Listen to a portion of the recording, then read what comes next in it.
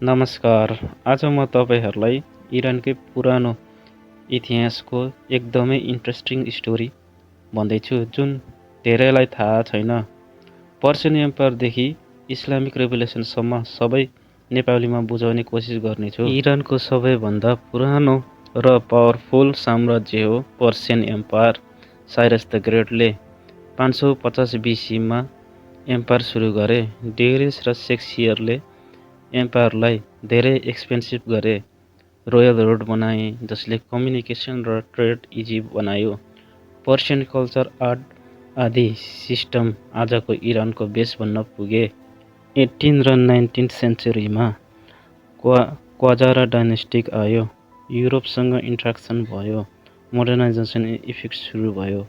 School रोडहरू develop भयो, तर पोलिटिकल इन्स्टेबिलिटी, फरेनर इन्फ्लुएन्सले सोसल च्यालेन्ज पनि ल्यायो। 1979मा इस्लामिक रिभोल्युसन भयो। शाह मोहम्मद राजाको शासन गिरे। इस्लामिक रिपब्लिक इस्टाब्लिस भयो र सोसल, पोलिटिकल र इकोनोमिकमा मेजर चेन्ज भयो।